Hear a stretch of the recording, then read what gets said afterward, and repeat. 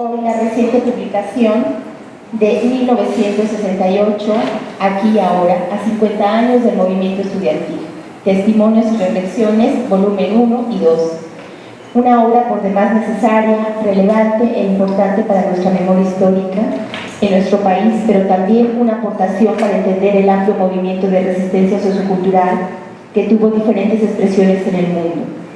El movimiento de 1968 en México, si bien tiene sus especificidades, no puede entenderse sin el contexto internacional, así como el movimiento del 68 mexicano aporta elementos para comprender el histórico movimiento de resistencia mundial.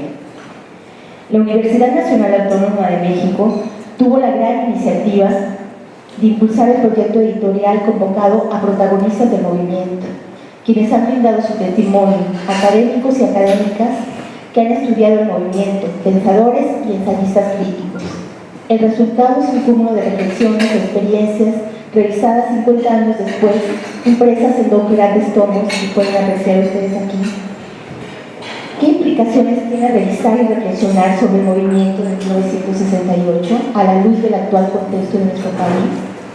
¿Qué enseñanzas nos ha dejado el movimiento y qué enseñanzas siguen vigentes? ¿Cuál es su trascendencia para la vida política y social de nuestro país?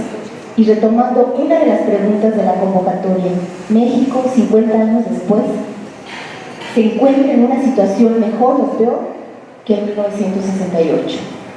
Las autoras y los autores de este primer tomo abordan estas y otras cuestiones que alimentan la reflexión y nos proveen testimonios inéditos de lucha, sobrevivencia y supervivencia. La historia no es un recuento lineal de sucesos, sino una constelación de experiencias que se reconfiguran desde el presente. Esas adquieren nuevos significados imaginando el futuro. Reconstruir la historia implica honrar y dignificar a quienes nos han abierto caminos de resistencia. Hoy tenemos el privilegio de contar con 4 autores cuyos textos son publicados en el primer volumen de esta colección, el cual cuenta con un total de 85 testimonios. Damos la bienvenida a María Eugenia Espinosa Carvajal. Ella denominó su testimonio 68 a 50 años de distancia. Igualmente saludamos con aprecio a Jorge Ernesto Martínez, quien denominó su texto Reflexiones sobre 1968, y a Romeo González Medrano con el texto denominado 1968 Despertar del Tiempo. También se encuentra con nosotros Francisco Ernesto Martínez Marcoy, quien va a dar una introducción de esta edición. Sean todas y todos ustedes bienvenidos aquí a Jalapa. Es un gusto que estén aquí. Les proponemos la siguiente dinámica. El maestro Ernesto va a dar una introducción y posteriormente los 3 presentadores del día de hoy harán una presentación desde la óptica de los autores de sus textos incluidos en la obra, para lo cual se tendrá un máximo de 10 minutos. En un segundo momento les pedimos unas reflexiones que ya se harán en ese momento, y finalmente un tercer momento en que le daremos la voz a las compañeras y compañeros que nos acompañan para que puedan plantearles algunos cuestionamientos o preguntas. Nuevamente les damos la bienvenida a nuestra invitada e invitados, y gracias a ustedes por acompañarnos. Me permitiré una breve semblanza de los 3 autores que hoy se encuentran con nosotros. Mañana el maestro Marcoy va a estar en la presentación del segundo tomo, entonces bueno, su semblanza se leerá el día de mañana. María Eugenia Espinosa Carvajal y Jorge Ernesto Martínez, ambos son, la maestra María Eugenia es maestra de educación primaria y licenciada en historia de la Facultad de Filosofía y Letras de la UNAM. Jorge es licenciado en filosofía también de la Facultad de Filosofía y Letras de la UNAM. Son candidatos a doctor en Historia de México, también por la Facultad de Filosofía y Letras de la UNAM. Ellos fueron delegados del CNH, precisamente por la Facultad de Filosofía y Letras, del grupo Miguel Hernández. Después del 68, en el terreno académico, ambos fueron maestros fundadores del Colegio de Ciencias y Humanidades de la UNAM en 1971. Aquí en Jalapa, ambos tienen una trayectoria muy importante. Fueron fundadores de la licenciatura para profesores en educación secundaria por televisión, en el estado de Veracruz, y bueno, fue un proyecto de la Secretaría de Educación Pública, y bueno, el hecho de que se haya estado aquí en Jalapa es muy representativo por todo lo que ha significado para llevar educación secundaria a muchísimas partes de nuestro país.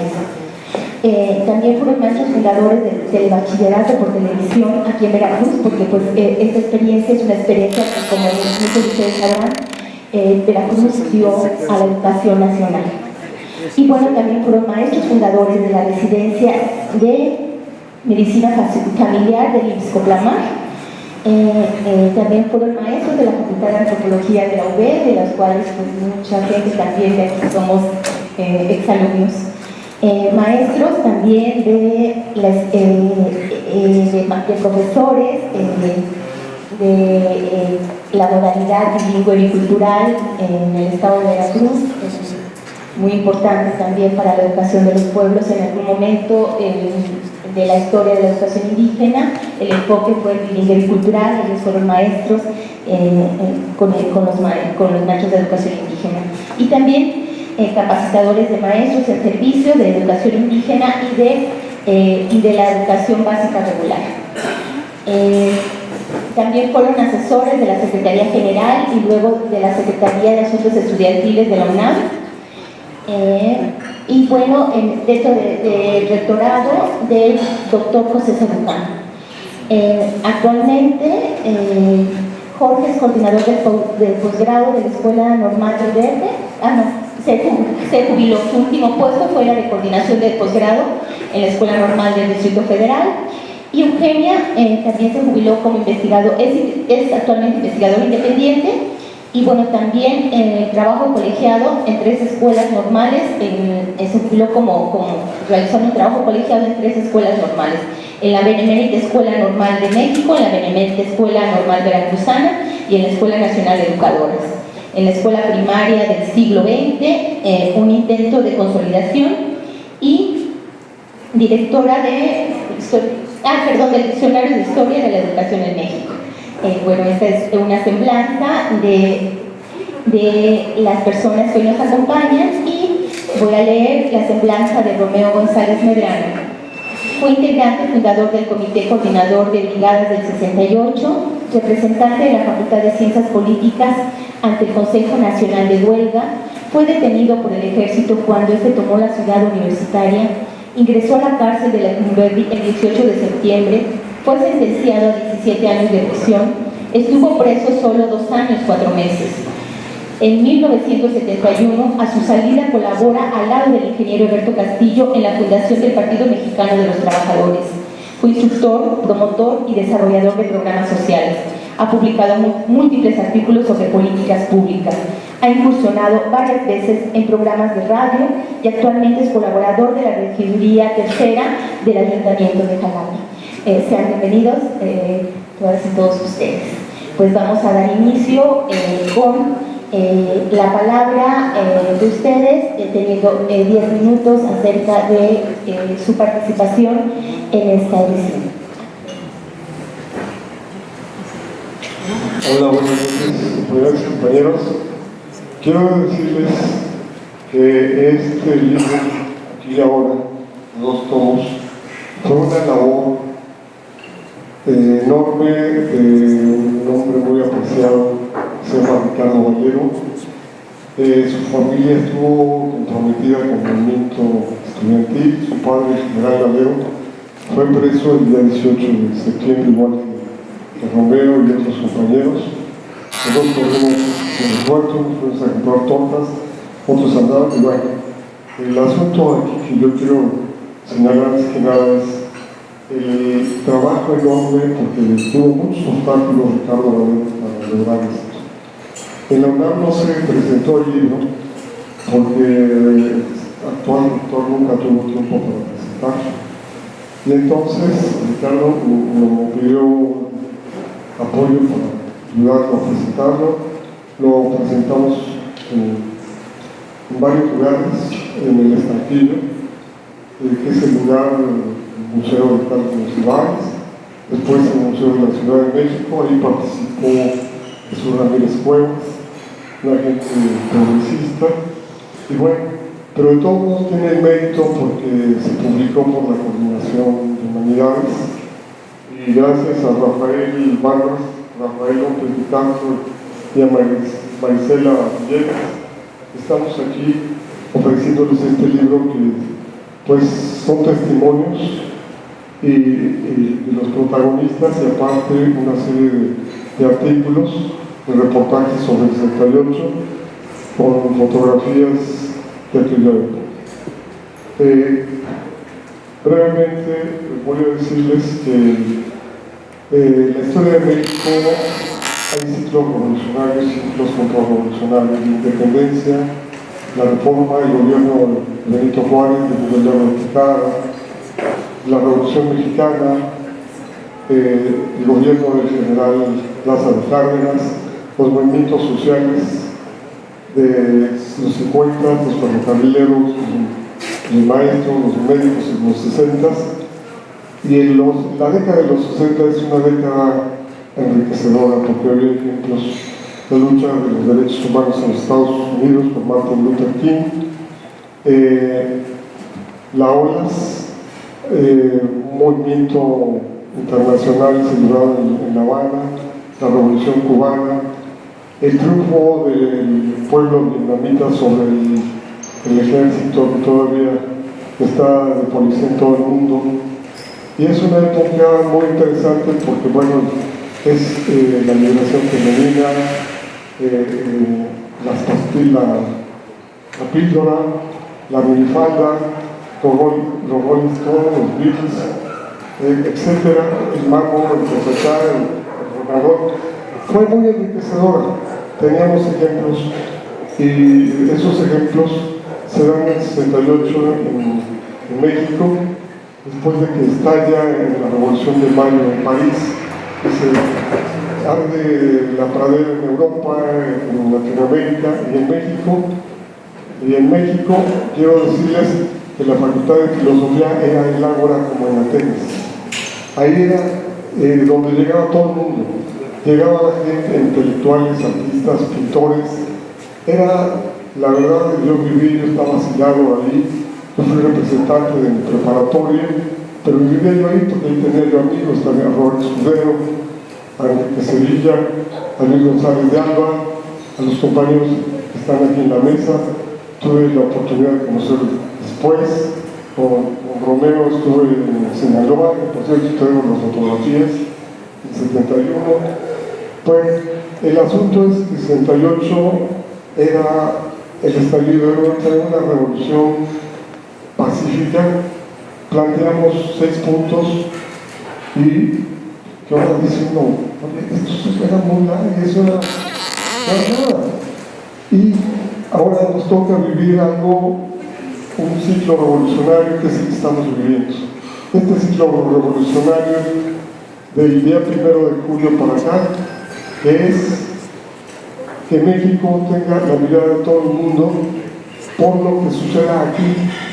Y déjenme decirles que los poderes fácticos o la aristocracia, que son la clase política indeseable, que son pues, gente que lo único que les interesa es ganar la ganancia, pero no les interesa, nunca han visto por el pueblo.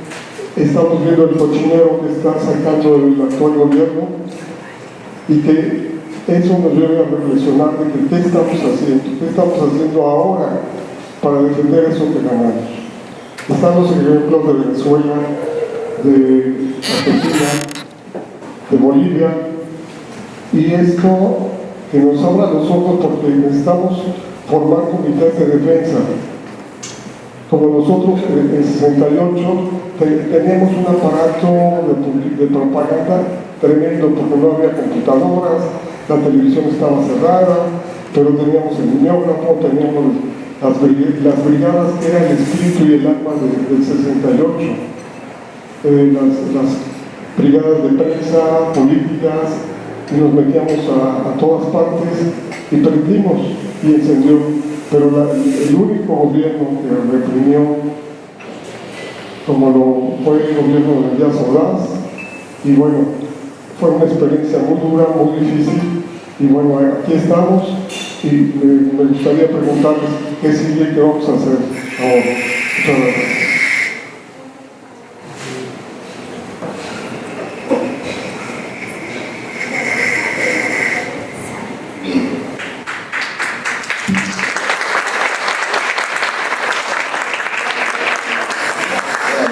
Muchas gracias por tu compañía, muchas gracias a la Coordinación de Humanidades, a Poli y a Marisol, una actividad espléndida, ¿no?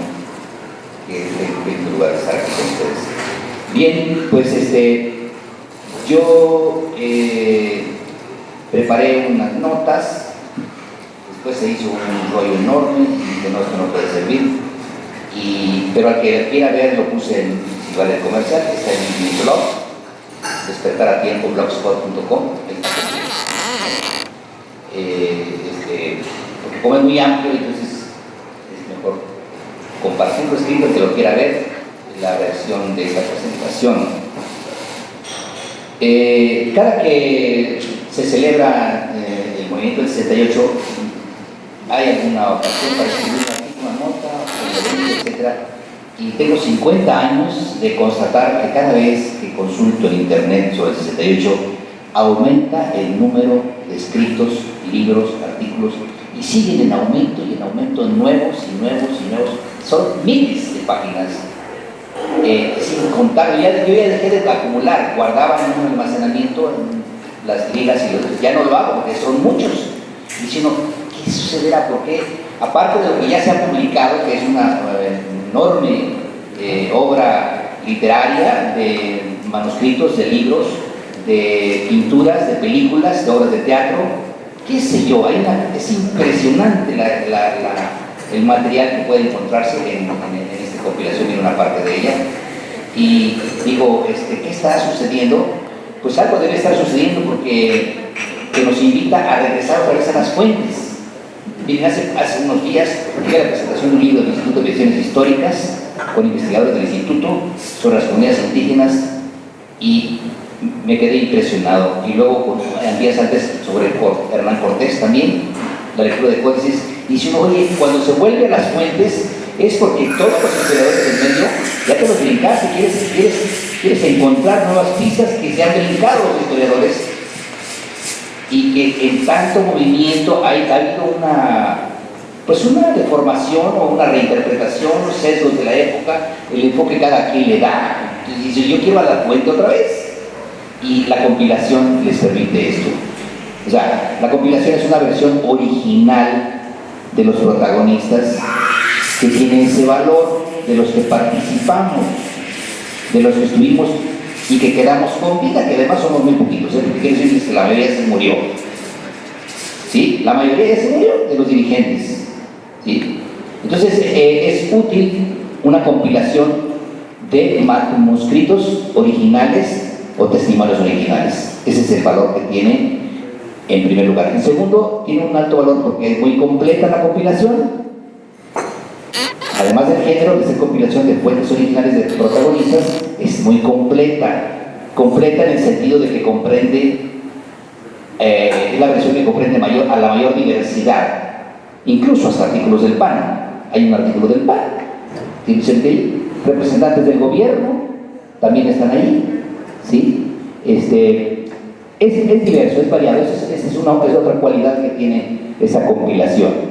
Y desde luego, dentro de esa compilación hay algunos ensayos muy ricos en contextos socioeconómicos y políticos, no son muchos, ¿sí? Pero eso sí, ustedes pueden estar seguros de que lo que encuentran son las versiones originales de los que vivimos en movimiento y cómo lo vivimos, y tiene ese valor para quien quiera buscar pistas de investigación que descubra nuevos derroteros. Yo, por ejemplo, planteo cosas que jamás había publicado antes. Aquí hay cosas que yo publiqué que no había publicado en 50 años. Y tengo mis razones por no haberlo hecho. Si las quieren conocer, ellos en la sesión de preguntas las contesto. ¿Sí? Pero ahí hay cosas que no se deben publicar. Y así hay otras personas que no habían publicado nunca. Entonces, la lectura de la historia es un constante viajar.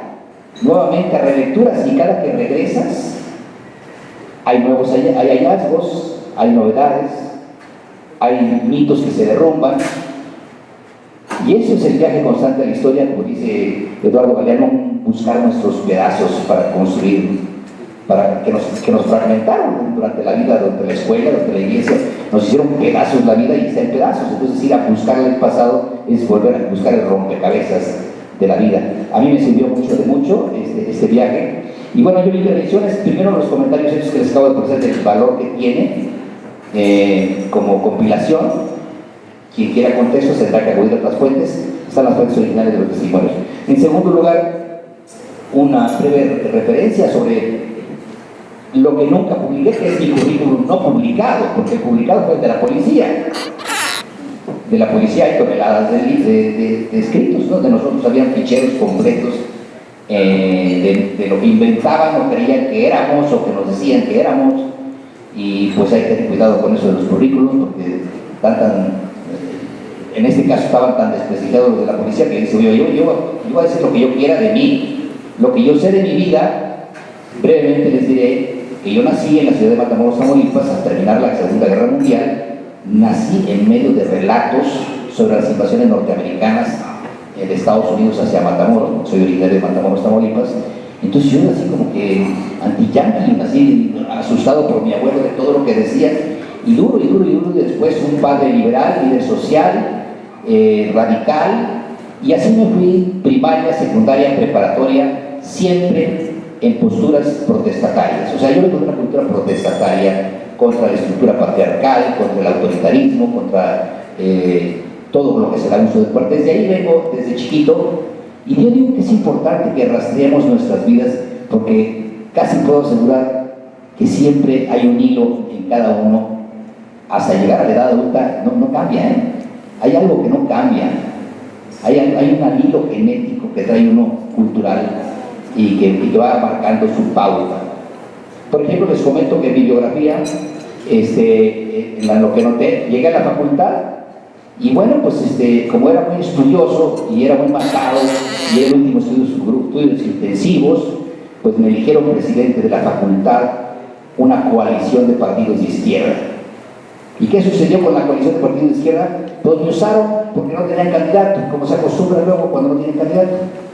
Y entonces, ante esa circunstancia, mientras mis partidarios que me eligieron de partido se repartían los cargos de la directiva de la Facultad de Ciencias Políticas donde estudié, yo preparé una asamblea, al día siguiente una asamblea, y la asamblea los corrió a todos los partidos.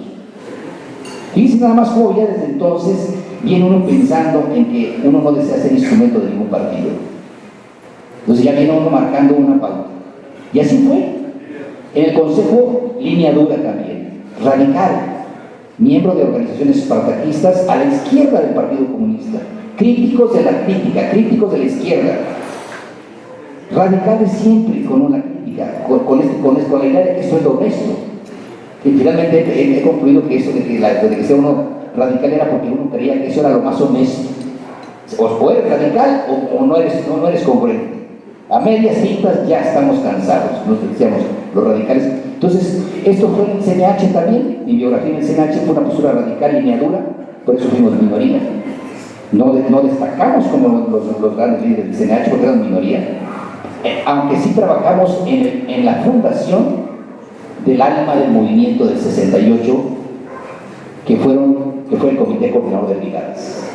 Ahí está el alma del movimiento, en el Comité Coordinador de Brigadas, que eran miles de brigadas trabajando por toda la Ciudad de México, por los municipios, extendiendo el movimiento. Lo demás eran concentraciones masivas del CNH. Era la desembocadura del trabajo que hacíamos las brigadas. Entonces siempre estábamos en Lecumberri fue igual. La línea dura, crítico del autoritarismo de la izquierda, porque será el autoritarismo de izquierda, el dogmatismo de izquierda, el sectarismo de izquierda, el machismo de izquierda. Pues esto no estoy diciendo nada nuevo, eso es algo que hemos vivido todos. Entonces esa era la línea dentro del penal, ¿no? Al grado de que se volvió insoportable para mí la vida dentro de los presos políticos, y conseguí hasta que logré irme a vivir con los presos comunes. Me retiré de la corrupción de los presos políticos, de la comodidad, de todas las ventajas que representaba vivir en la comunidad de los presos políticos, y me fui con los presos comunes a vivir, y no solamente eso, sino que vivir con el hospital psiquiátrico a trabajar dentro del Lumber. Entonces fue cuando descubrí que había una violencia muchísimo más grande que todos los tanques y todo el ejército del 68. Es una historia sorda del pueblo en la cárcel. Ahí vi la violencia, porque detrás de cada enfermo mental lo que hay violencia. Entonces, al ver el tejido social que hay detrás de los presos, se relativizó la represión. Entonces entendí que esa era una represión política, pero aquí una represión sorda que tiene siglos de existir. No sé si ya me pasé, 2 minutos me quedan bien. Entonces ahí termina mi postura de biografía, de postura crítica. Y bueno, saliendo del penal, me fui a la universidad a dar clases un año, me invitó el director, y me pareció que los alumnos eran lo peor, porque los hacía para arriba y para abajo y les daba lo mismo. Sí, esta es nuestra generación del 68, yo me formé una cuestión crítica, participativa, y esos alumnos los pongo para arriba, los pongo para abajo y les da lo mismo. Entonces renuncié y me fui con el ingeniero Alberto Castillo a recorrer toda la República y a formar el Consejo Nacional, el Comité Nacional de Organizaciones Populares, el Gobierno Nacional para la auscultación y organización de un partido político, el PMT, antes del PMT.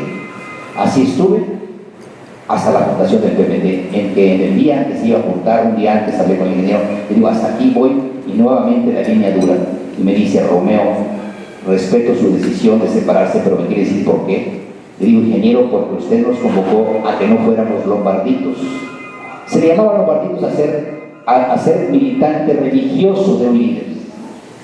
Es decir, ser militante religioso de un líder, como ahora le llaman a los amlovers, ¿no? Militante religioso. Nunca he sido militante adorador de ningún líder, ¿no? Creo que los líderes son expresión social y son tan humanos como cualquier. Entonces, y voy a seguir otro camino. Muy bien, adelante. Y así hasta ahí fue el quehacer, y luego voy a seguir la línea crítica dentro del aparato de gobierno. Unos se fueron a la línea crítica dentro del Poder Legislativo, por la línea crítica dentro de la administración pública, y así ha sido en mis escritos que están publicados por, no sé, 1700 o 1500 artículos, en siempre una línea crítica sobre lo que está ocurriendo en el país, en la sociedad. Y pues ahí le corto. Solamente quiero mencionarles una cuestión para que vean cómo siempre se está descubriendo. Yo acabo de descubrir una cosa que no sabía. En 1969, ahí tienen el libro, un ensayo del ingeniero Alberto Castillo reproduce las 10 o 15 demandas que él recoge del movimiento. No son los 5 puntos, es mucho más que los 5 puntos. ¿Sí?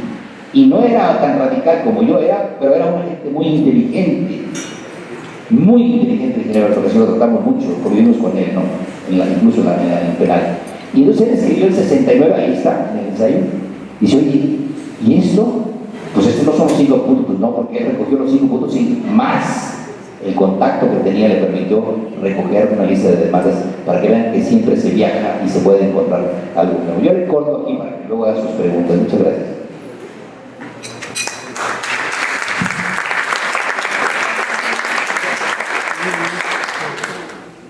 Bueno, quisiera decir que a partir de Romeo para acá estamos sentados en lo que se llamó la línea dura del Consejo Nacional de Huelga, los radicales, y lo sé en palabras de la línea, no sé si la carreta sería la línea blanda, que nos veían con los demonios del Consejo Nacional de Huelga.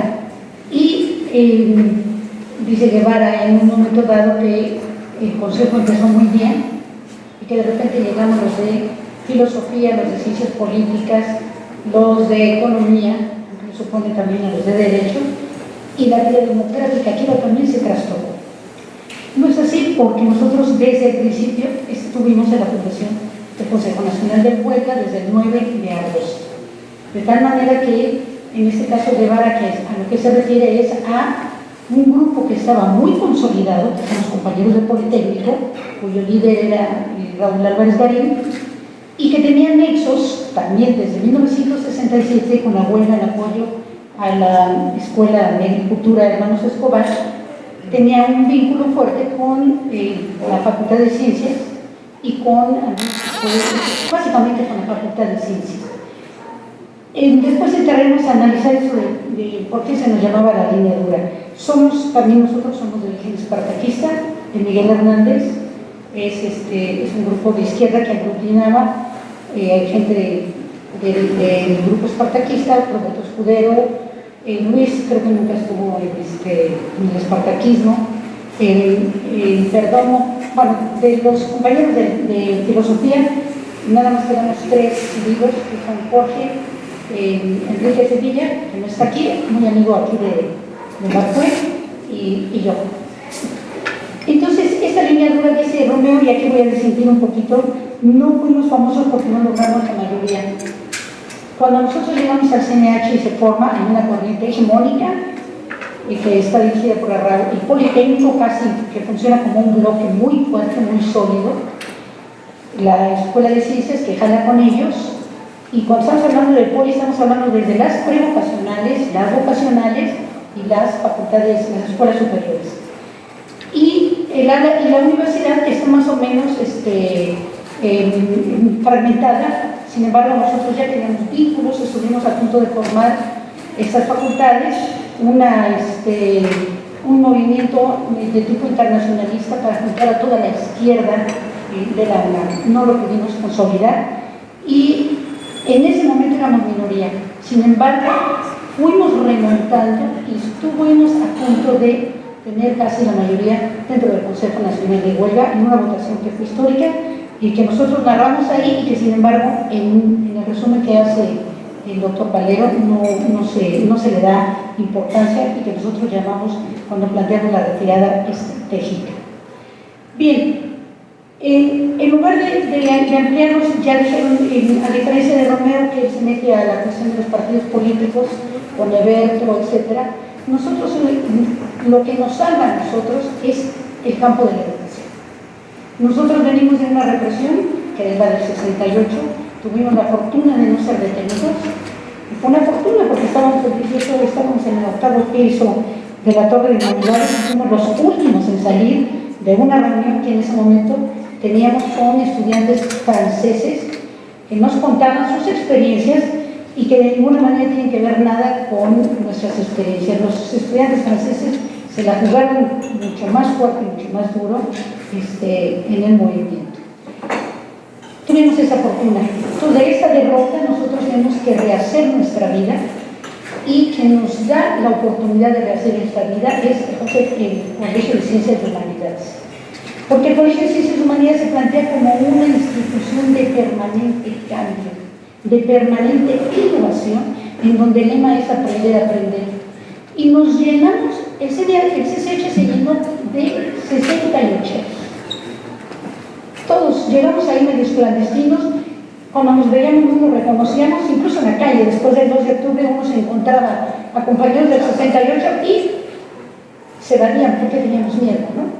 Entonces empezamos a hacer un trabajo muy académico, muy fuerte, muy bueno, y bueno, pues después la autoridad dice, hasta aquí se acabó, eso, nada de los días, nada de etcétera, y así vamos, entendiendo que la cuestión académica y la cuestión educativa también puede ser absolutamente comprometida y absolutamente revolucionaria si somos serios como maestros y si logramos hacer que los chicos entiendan que hay un compromiso social con el país y con su propia labor.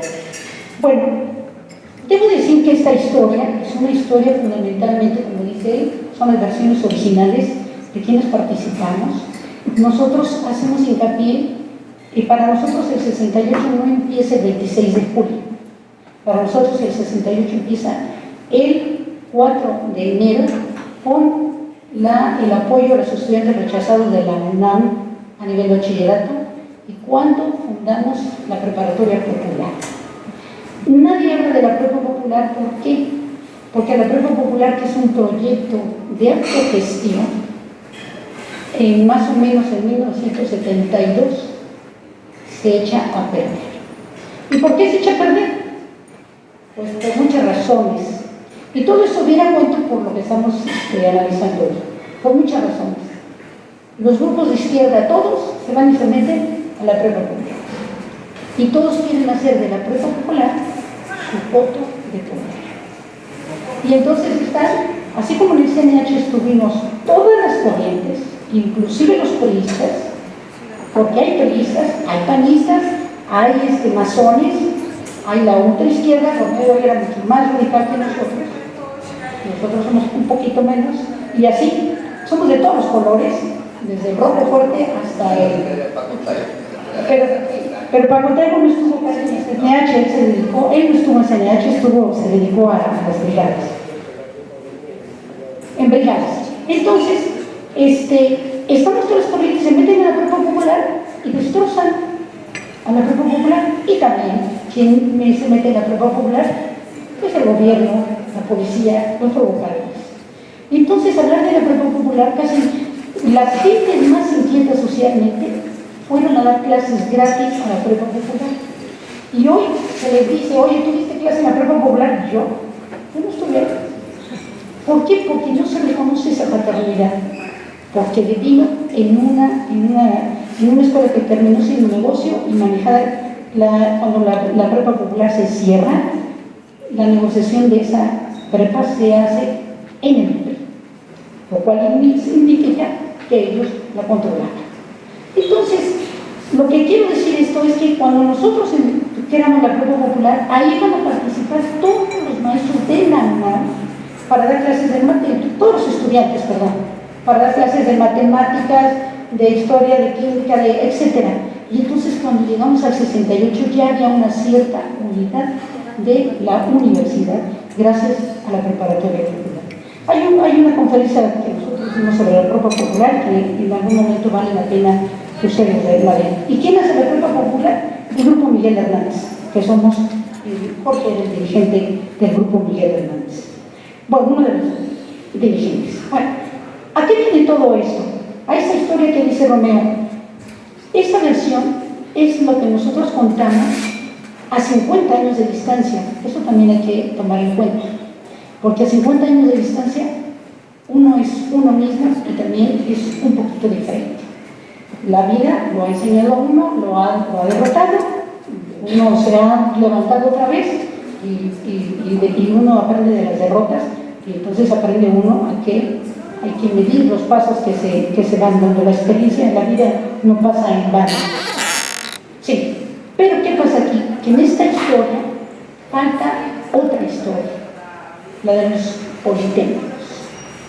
Y los politécnicos se sienten absolutamente marginados de esta historia, y no solamente se sienten marginados, ellos se conciben así como los grandes sostenedores del movimiento estudiantil, porque fueron hasta el final los que estuvieron luchando en las brigadas. Después regresaremos a esto de las brigadas que ya mencionó aquí Romeo y que nosotros seguiremos analizando, pero bueno, ya se termina el tiempo, se le paso a la cosa. Bueno.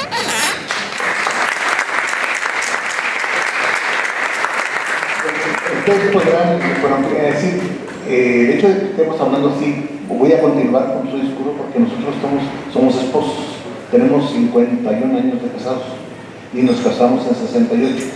En el movimiento, ustedes ven las historias, siempre se refieren a los Mesta, porque estamos en las historias de ahí, están escritas. Pero además, a ella le quitaron el apellido porque en ese tiempo también en el movimiento había machismo. Y entonces, María Eugenia es María Eugenia Mesta, nunca María Eugenia Espinosa, que es el nombre soltera, el nombre personal, etc. Entonces, eso, pero en las reuniones del Consejo Nacional de Huelga siempre nos daban la palabra así. Entonces yo hablaba, o ella hablaba, y luego lo continuábamos porque solo teníamos 5 minutos.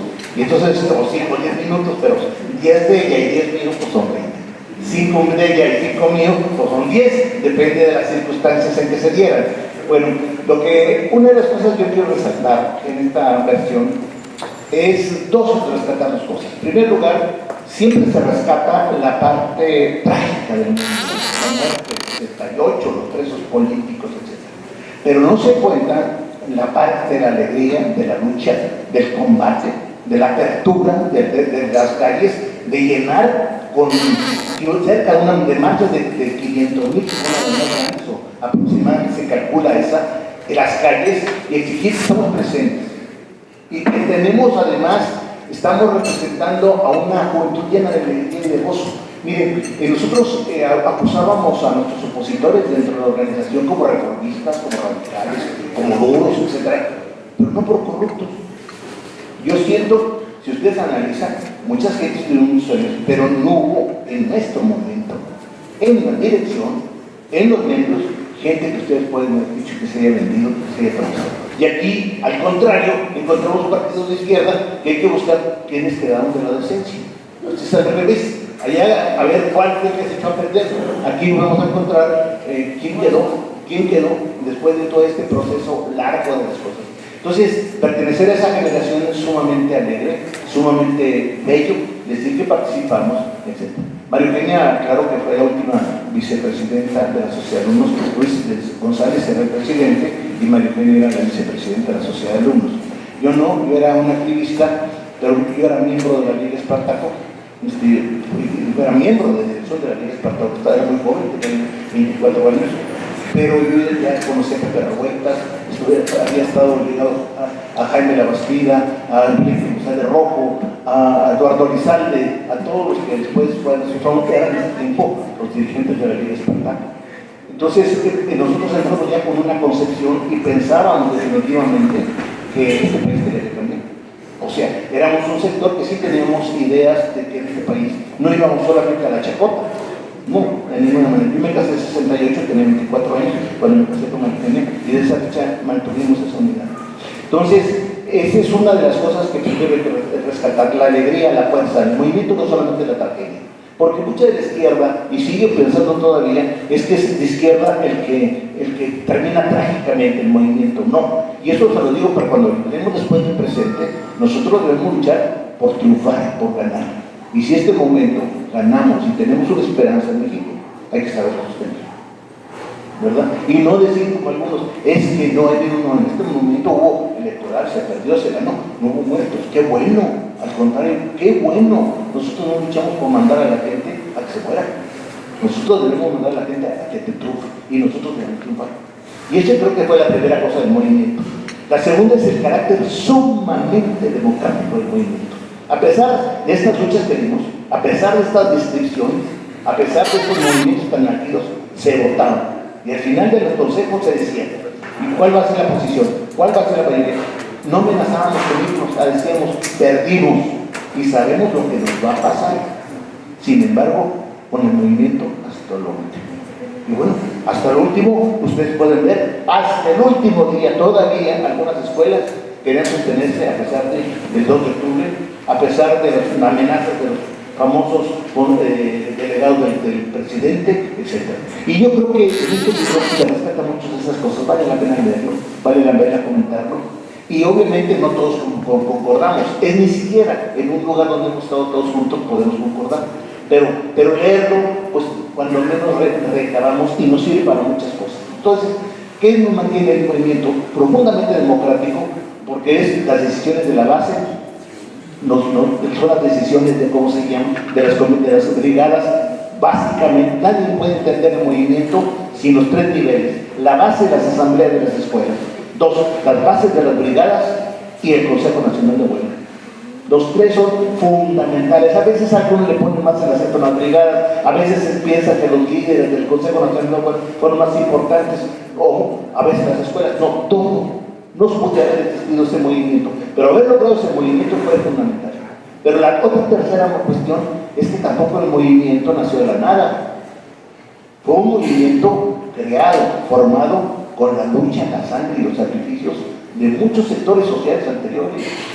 Desde el movimiento, es decir, nosotros, por ejemplo, no podíamos haber encontrado sin esa lucha, por ejemplo, que se dio, que dieron los ferrocarrileros, que dieron los maestros, y que muchos de ellos estaban presos todavía. Y obviamente tampoco sin todas esas luchas, por ejemplo, en apoyo, porque no se tenía una concepción internacionalista de las cosas. La lucha, por ejemplo, cuando íbamos en apoyo a la Revolución Cubana, que siempre nos reprimían, que siempre ahí aprendimos a correr bien, corríamos mucho, porque siempre nos andaban persiguiendo. Pero aprendimos también a sentirnos parte del movimiento social internacional. Y obviamente la gran lucha de la Vietnam, donde obviamente toda la lucha para rescatar todo lo que puede decir, estar denunciando las atrocidades del gobierno de los Estados Unidos en Vietnam, era muy, muy importante para nosotros. Y creo que en este contexto, el movimiento representaba la síntesis de todas estas cosas que venían desde mucho muy atrás, pero sobre todo desde el 58 con el movimiento ferrocarrilero y que culmina en 68. Así como el 68 representa el inicio de este movimiento que hoy, después en el siguiente momento que discutamos, tendremos la posibilidad de decir, es el inicio que culmina en lo que está sucediendo hoy en el México contemporáneo. No pudiéramos entender a hoy si no entendemos el 68, pero no entendemos 68 si no entendemos todas las luchas anteriores. Y también yo creo que muchos de nosotros pasamos estudiando en círculos de estudio con gente muy preparada, que nos ayudaba, discutíamos, etc. Y aprendimos una serie de cosas que en la escuela no se enseñaba. Entonces lo aprendimos ahí a discutir. Ahí conocimos desde cuestiones filosóficas hasta cuestiones económicas, hasta tratar de interpretar esa realidad que por cierto estaba muy vedada y muy golpeada dentro de las propias universidades de la época. Fuera de 2 o 3 universidades, como era la Facultad de Ciencias Políticas, de Economía y de Política, de Filosofía, en donde mi escuela era verdaderamente una verdadera campo de discusión y de entrada con maestros de primer grado de una serie de corrientes filosóficas, de los cuales yo me recuerdo ampliamente al doctor Gauss, al doctor de Gortari, al propio director SEA de la escuela, que se portó maravillosamente en la época. Era maravillosamente. Entonces, estas son las que yo quiero rescatar, y yo creo que muchas partes de estos comentarios están aquí. Vale la pena leerlo y vale la pena comentarlo. Falta mucho y hay muchas interpretaciones, pero es mejor conocer muchas interpretaciones de una sola en un solo libro. Yo creo.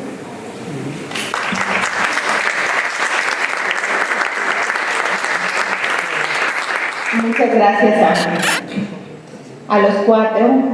Realmente, bueno, con todo este recorrido que hemos hecho, podemos dar rostro a los protagonistas. Sus miradas como protagonistas nos permiten humanizar lo que fue el movimiento, verlo desde sus propias ópticas, nos permite comprender y entender sobre todo, bueno, desde los contextos nacionales, desde los contextos internacionales, entender lo que significó la lucha, la mirada tan importante también de la que nos habla Jorge, ¿no? Lo que mostró esos procesos democráticos, esos procesos participativos que también lo comenta Romeo, ese reconstruirse también posteriormente como seres humanos desde la academia, como nos dice Eugenia, desde el hacer, desde el formar nuevas generaciones, en fin, toda esa parte que cada uno de ustedes ha llevado dentro desde los años anteriores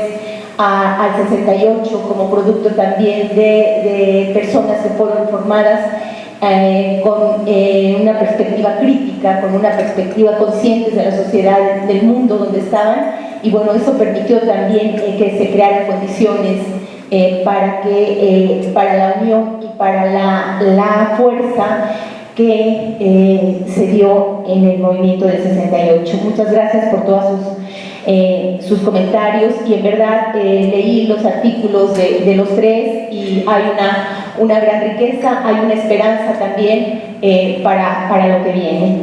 Y bueno, me gustaría una ronda con una pregunta, una segunda ronda, y en este momento les pedimos a nuestra invitados unas reflexiones respecto a la pregunta: ¿qué implicaciones tiene revisar y reflexionar sobre el movimiento de 1968 a la luz del actual contexto de nuestro país?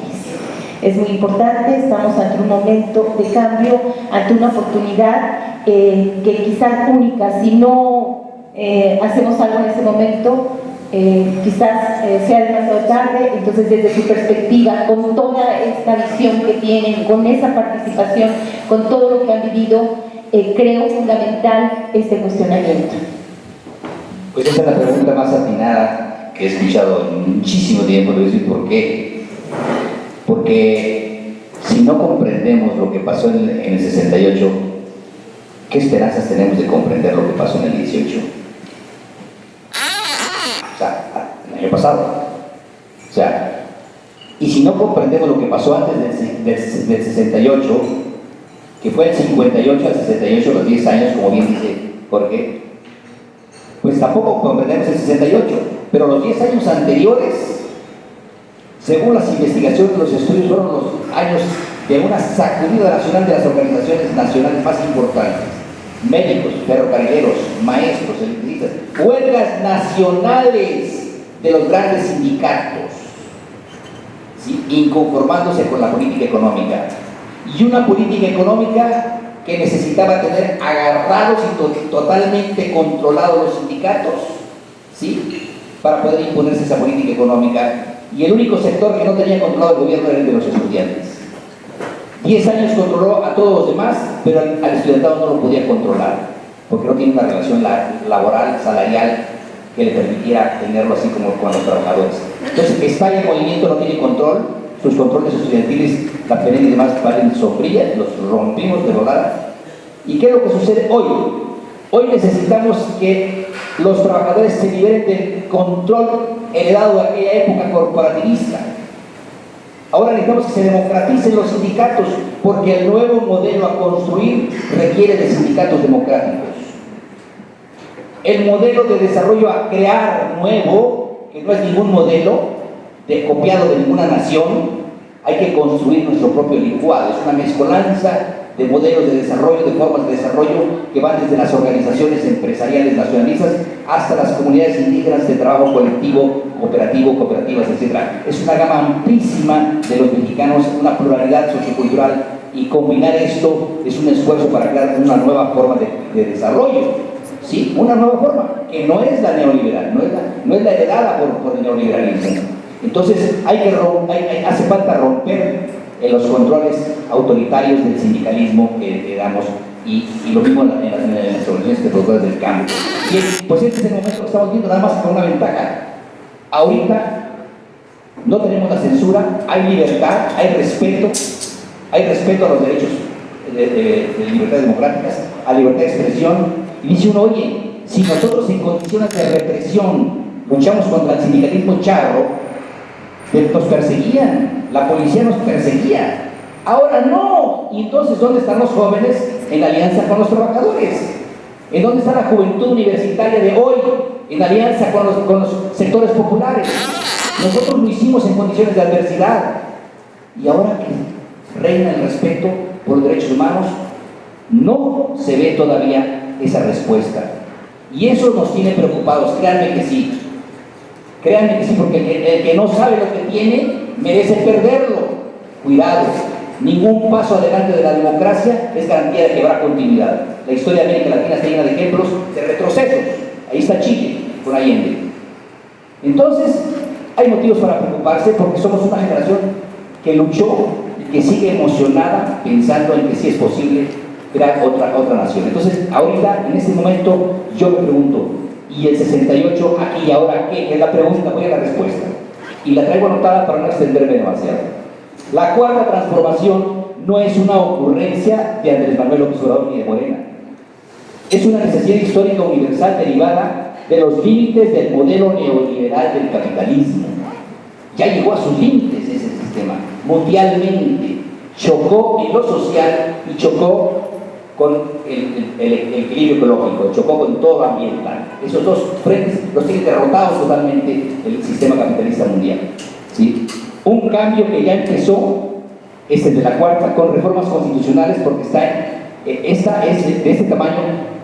Constitucionales, ¿por qué? Porque el cambio en México es por la vía del derecho, es una necesidad, es por la vía del derecho del cambio, no es un cambio autoritario. Tiene que empezar por la vía constitucional, por eso empezaron las reformas constitucionales, porque es por la vía del derecho es que se va a hacer el cambio de restablecer el Estado de Derecho, de regenerar las instituciones que deformaron los neoliberales, las degeneraron, las deformaron, porque a nivel de leyes generales, constitucionales, dicen una cosa y reglamentarias y en su función ejecucionan en otra. Entonces yo les digo, empezó y no se detendrá ese proceso, les parezca o no, lo crean o no. Esta es mi percepción de 68ero. No se va a detener esto. Olvídense, están soñando los conservadores de la derecha y todos sus voceros en pensar que se va a detener esto. No se va a detener. Ya no tiene más alternativa más que para adelante por necesidad histórica, económica y social del sistema. Ya no da más. Los neoliberales no tienen nada que ofrecerle y lo que ofrecieron ya vemos qué fue lo que resultó. El país está en el abismo, en su economía, en sus condiciones de vida. Entonces yo digo una cuestión. El modelo liberal está derrotado por sus límites en lo social y en el ecosistema. La inmigración como fenómeno universal y en el cambio climático. Ahí están los límites, nos acaba de repetir Lucas Mélenchon, líder de Francia en su visita reciente. Nos lo acaba de plantear en las reuniones que ha tenido con nuestro amigo, ¿no? Jesús. En los videos que hay en internet se los pueden ver, como desde Europa se ve. Y están los ojos puestos en México, del mundo, y nosotros no lo sabemos. Los ojos del mundo están en México. Si no lo saben, consulten la prensa internacional y verán cómo los ojos del mundo están en México. ¿Por qué? Porque es un cambio pacífico, teniendo con 3.000 metros de frontera con el país más poderoso del mundo. Y eso dice Lucas Mélenchon.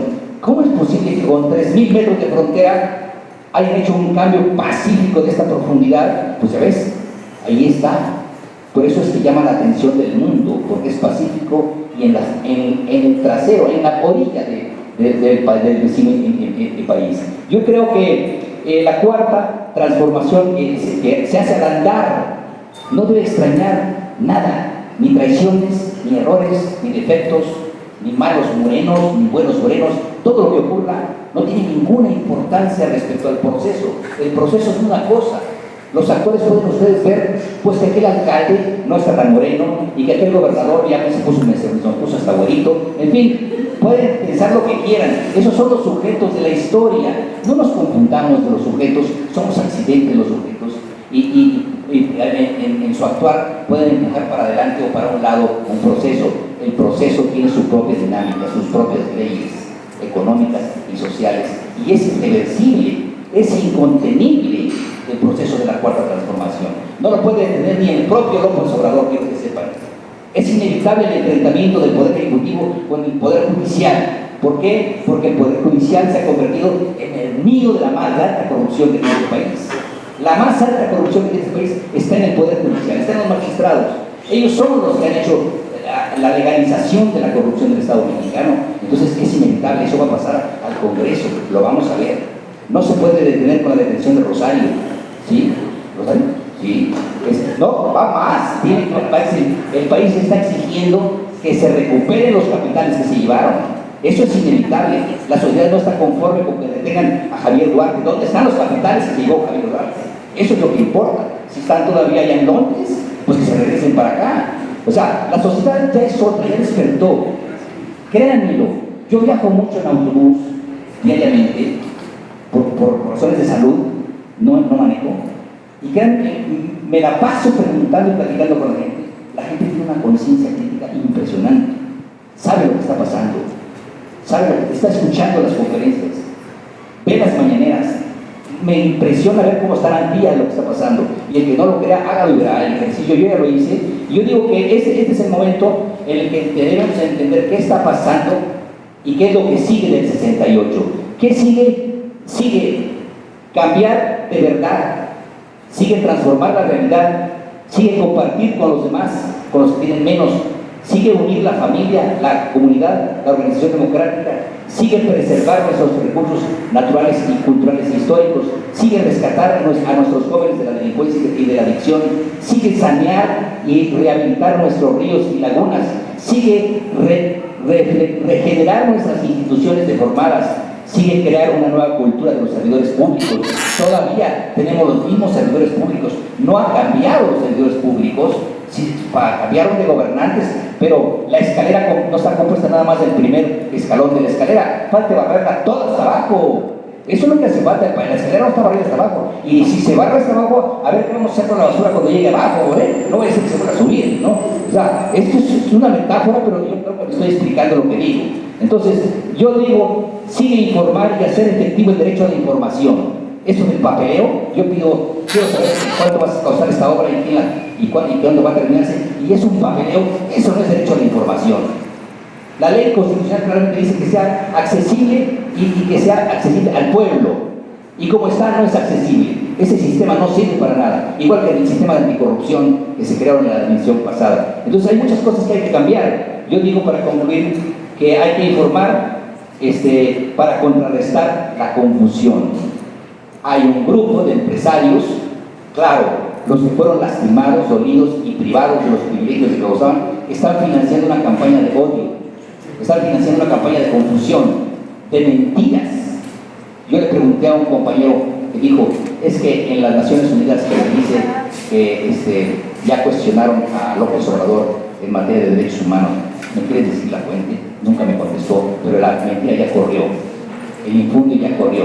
O sea, pero como eso hay miles en las redes de gente que está financiada por un grupo, la Coparmex, que ya dice que cuenta con el apoyo de los estudiantes del Tecnológico de Monterrey, de la NAHUA y de las universidades privadas, ya está lanzando una convocatoria para un proyecto alternativo de nación. ¿Cuál?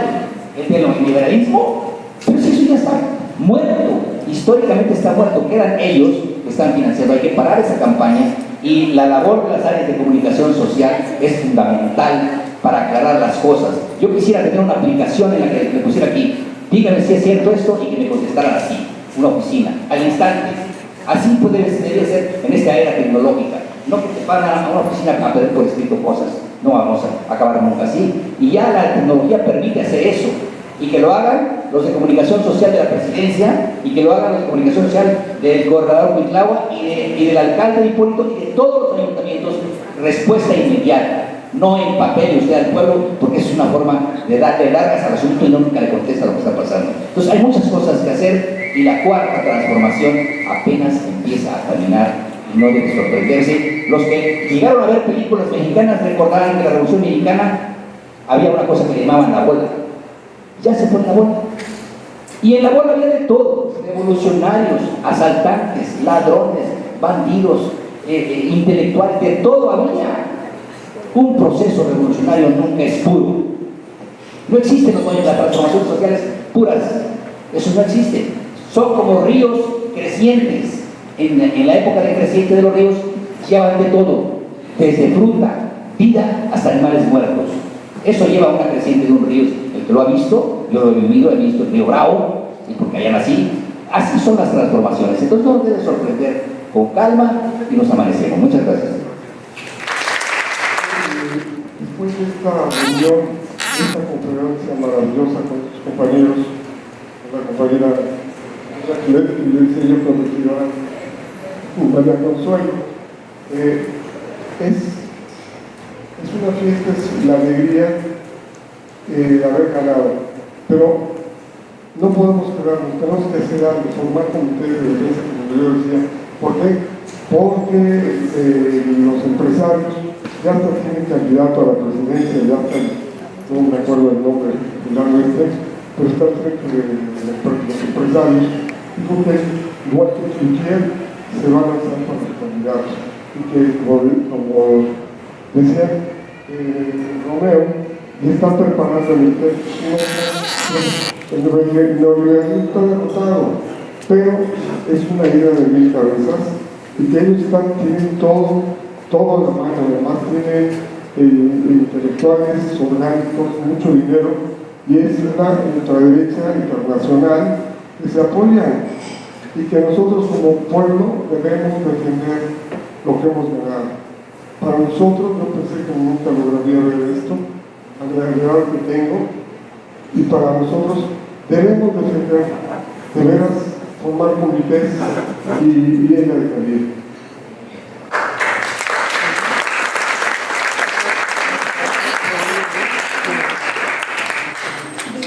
Decía Romero que si no reflexionábamos adecuadamente sobre el 68, tampoco podíamos entender el 2018. Y efectivamente así es. a pesar de todos estos libros que se han escrito, si hiciéramos algunas preguntas a todos, volveremos a mencionar sobre el 68, el 2 de octubre, los líderes del CNH y qué fue un movimiento glorioso. No rescatamos lo fundamental, que era un movimiento completamente estructurado. El movimiento del 68 surge aparentemente, o sea, como una cosa trivial, un movimiento espontáneo, pero como dijeron antes, había atrás toda una historia de experiencia política de muchos sectores sociales, de los propios estudiantes. Ninguno cayó del cielo ni nació por generación espontánea.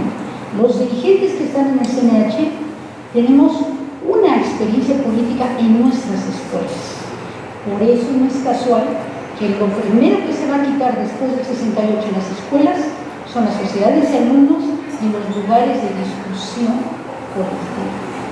Había que desaparecer eso porque ahí se generaron los dirigentes del 68. La segunda cuestión es que estos dirigentes que llegan al CNH traen una experiencia que en el caso de la Facultad de Filosofía y Letras fue una experiencia formidable. En 1967 el grupo Miguel Hernández se divide. Y nos dividimos por una cuestión que es una cuestión importante, y se viene la renovación de la sociedad de alumnos. Está el grupo Miguel Hernández, que somos la mayoría, y los que se salieron forman el José Carlos Mariate. Y entonces viene la sucesión de la sociedad de alumnos y decidimos que no podemos llegar divididos la izquierda a competir, porque la derecha nos va a ganar. Y entonces hacemos una reunión, se nombra una comisión donde empezamos a discutir el programa, qué es lo que queremos como sociedad de alumnos. Y después, quién es más el presidente, el vicepresidente, etc. De esta discusión surge la sociedad de alumnos, la planilla negra, nosotros somos negros, y los blancos, ahí eran amarillos, la derecha, y sale Luis González Guerra como presidente y yo quedo como vicepresidenta. Competimos en calidad de unidad. Nosotros presentamos un proyecto escrito, pasamos salón por salón, son un brigadero, y que es lo mismo que hicieron con el movimiento de Morena, casa por casa, para convencer a la gente. Entregamos el proyecto, mientras que la derecha lo que daba era, como era naranja la planilla, regalaba Orange Crush y lápiz labiales a naranja. Doblamos la votación. Para nosotros fue una enseñanza muy importante porque entendimos que había que negociar, entendimos que había que discutir qué es lo que queríamos hacer con la facultad, hacia dónde íbamos. Y dentro de uno de los principios era apoyar a las luchas populares en la medida de nuestras posibilidades. Por eso apoyamos a la preparatoria popular. De tal manera que nosotros, filosofía llega al CNH con una experiencia de diálogo, de discusión y de unidad. Eso fue lo que tratamos de hacer en el Consejo Nacional de Huelga, y eso es, como dice Jorge, lo que prevaleció.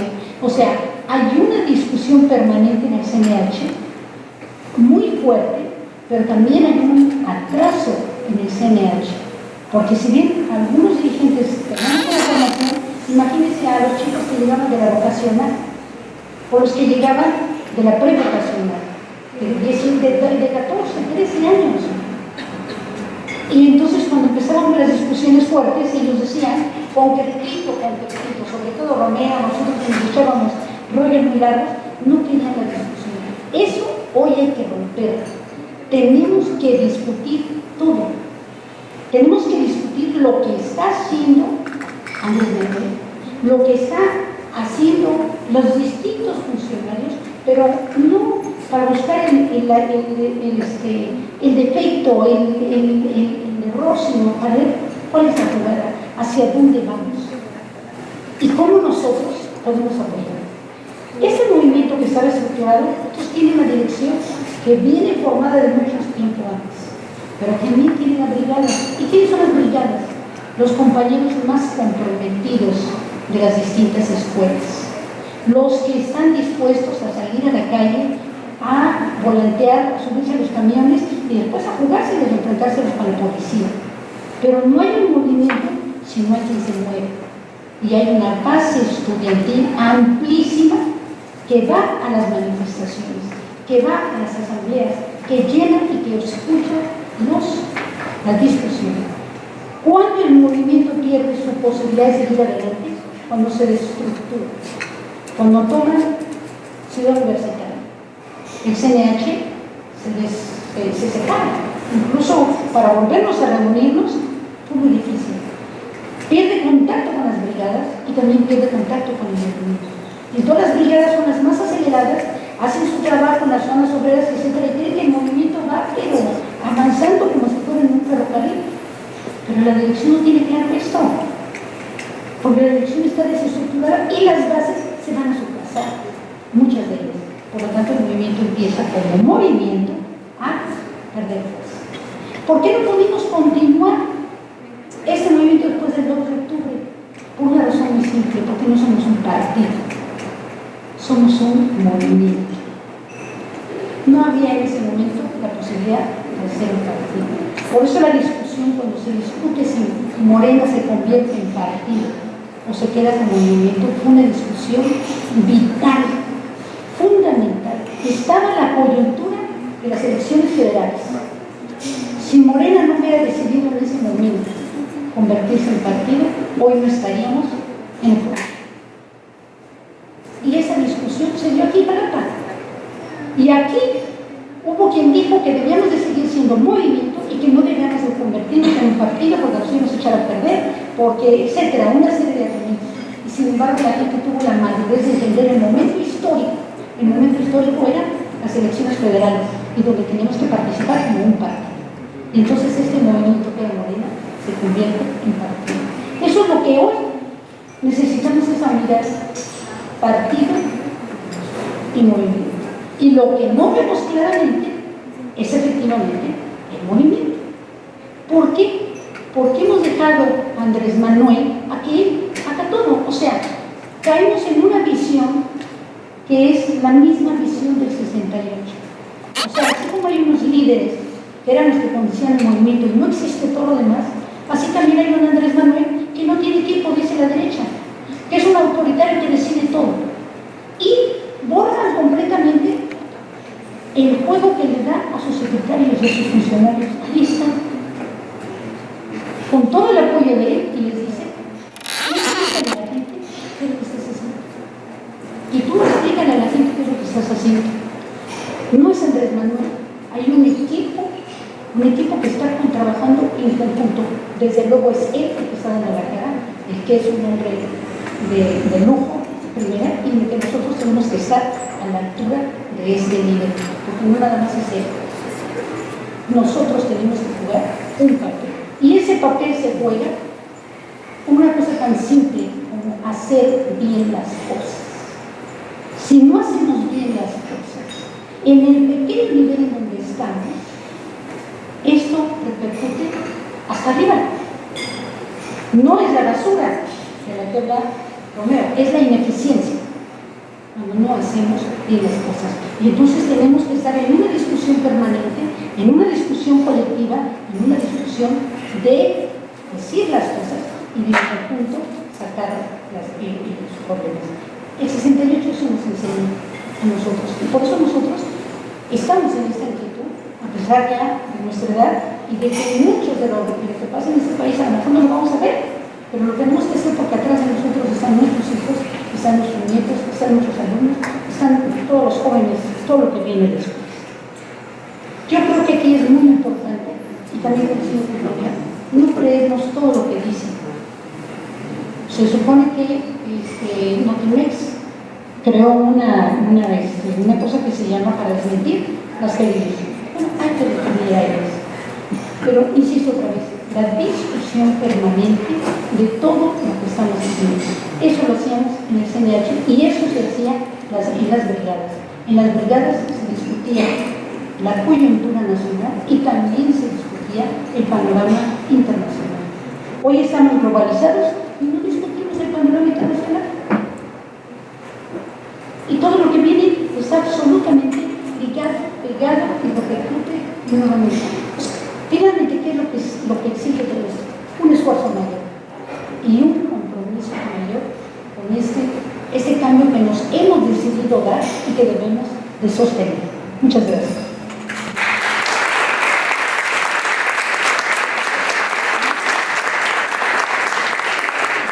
Bueno, yo quisiera empezar la reflexión con una idea. Decía un clásico del marxismo que lo más fácil era tomar el poder, pero lo más difícil era sostenerse. Es decir, en realidad, todo lo que ha pasado, todos los sacrificios, todas las luchas que se han dado, no es nada frente a mantener lo que hemos logrado y ampliar. Y aquí me remito primero a una experiencia que después se replica en 68 y que hoy tiene que ser discutido también. Miren, en los años 58, cuando vino la represión ferrocarrilera, cuando se reprimió el movimiento ferrocarrilero, cuando se reprime, hay tres posiciones en la izquierda. Una, en esa izquierda, en este momento, estaba a la izquierda del Partido Comunista, del POC, el Partido Obrero Campesino y el Partido Comunista, y el Partido Socialista, que era con Lombardo Toledano. Cuando reprimen, Lombardo Toledano dice, lo reprimieron por provocadores. Ellos, el gobierno, que es buena onda, ¿verdad? Vio el movimiento, lo quería aceptar, pero lo reprimieron porque definitivamente eran provocadores, no les quedaba más remedio. Si se equivocó la dirección del Vallejo y los directivos por haber provocado al gobierno, esa es una decisión. Y el otro, la izquierda, el Partido Comunista y en ese tiempo el Partido Obrero Campesino, planteaban que nos reprimieron porque el gobierno es malo, es reaccionario, es proimperialista. Y entonces, entonces mis errores, ¿qué? No contaron ningún error, no hubo nada, etc.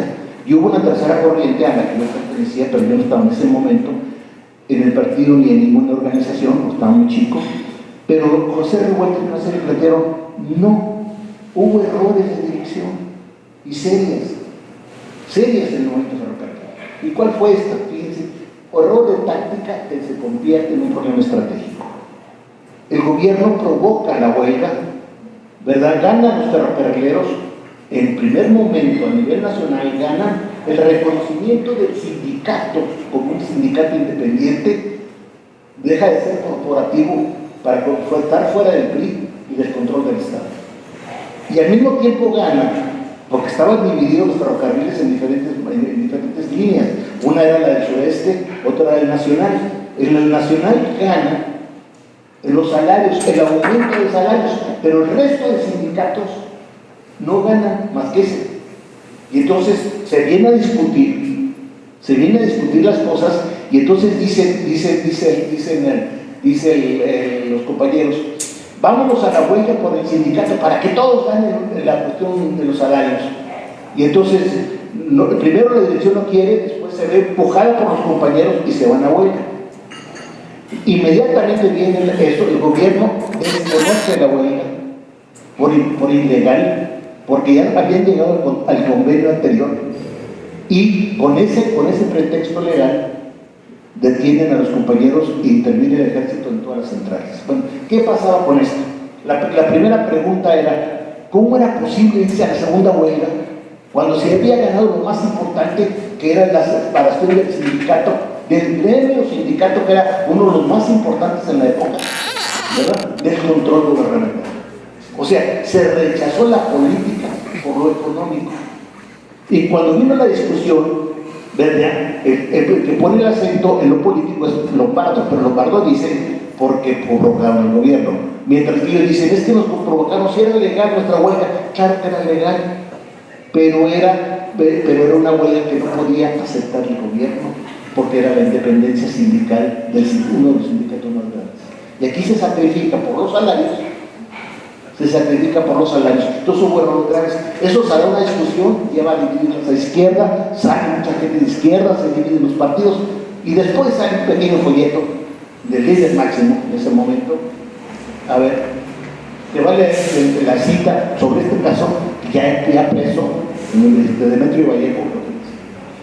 Dice Demetrio Vallejo, hoy, al meditar sobre aquellos acontecimientos, llego a la conclusión que estuvo en nuestras manos convencer a los trabajadores de los Ferrocarriles del Pacífico, Mexicano y Compañía Terminal de Veracruz, que dejaran pendiente para plantearla en la revisión de sus contratos la reclamación del 66% sobre los 215 pesos, ya que en el caso de las violaciones contractuales existía la posibilidad de que serían resueltas.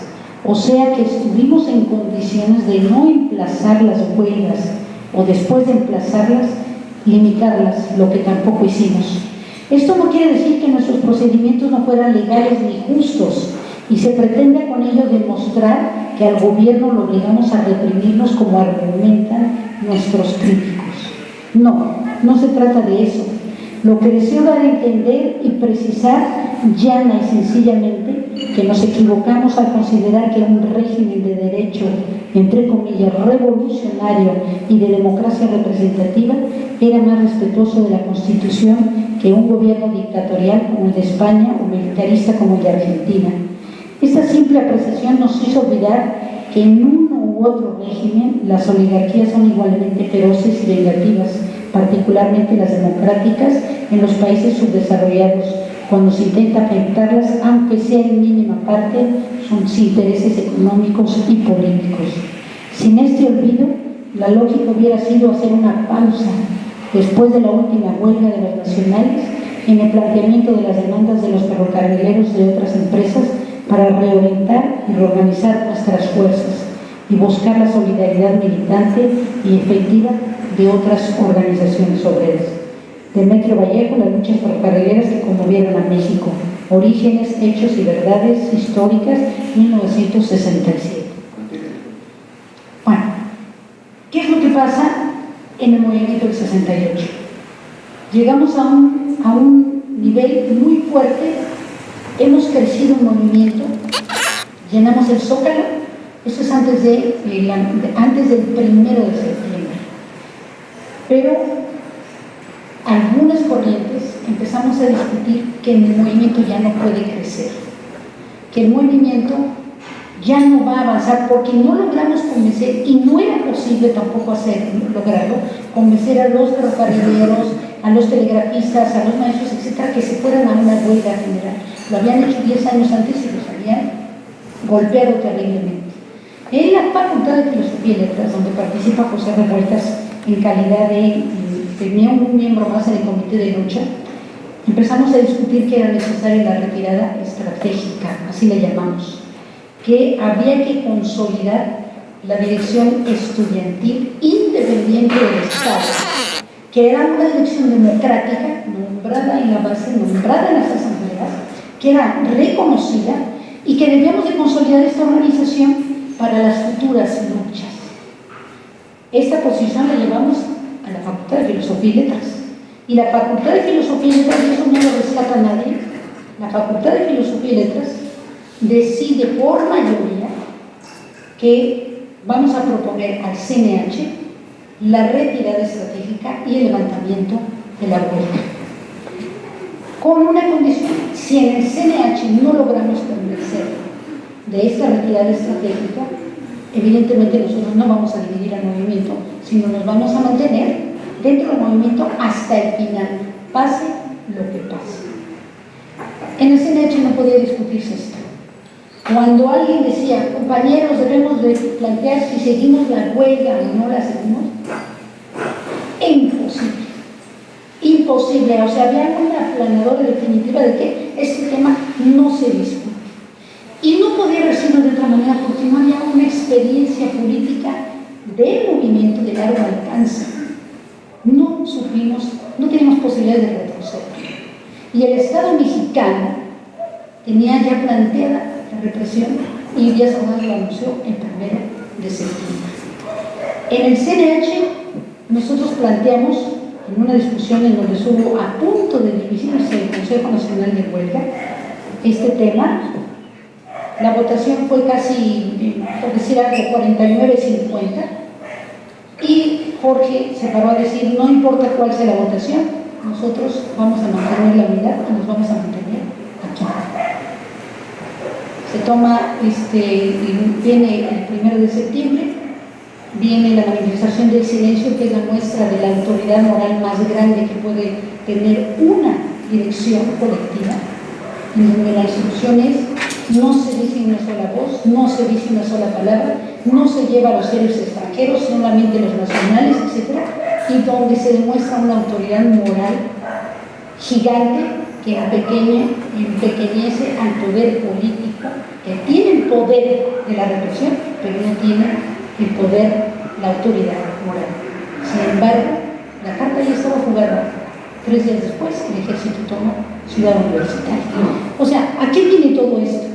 A que, insisto otra vez, en esa decisión de convertirnos en partido, en esa discusión importante y en esa discusión que nosotros, en donde estemos, tenemos que decir hasta dónde vamos a jalar en este asunto, hasta dónde vamos a estirar y en qué momento vamos a retroceder para consolidar este país, para consolidar este gobierno y para consolidar este proyecto de nación que tenemos enfrente. Si lo queremos jalar más allá, si creemos que es un milagro, porque aquí nos vamos a encontrar que hay una izquierda que cree en los milagros, eso me parece increíble, y que cree que porque llegó Andrés Manuel, mañana ya, porque ya vamos a poder, ya este país va a ser otro. No, como dice Romeo, estamos en un proceso y este país, este proceso lo estamos construyendo todos y todos jugamos un papel. Muchas gracias.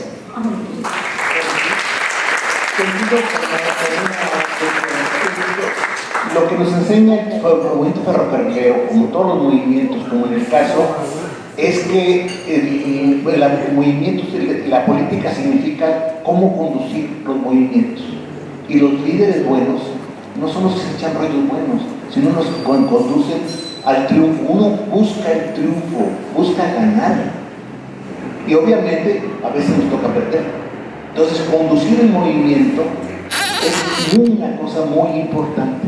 Y por eso decían que es más fácil llegar al poder que sostenerse y quedarse en él.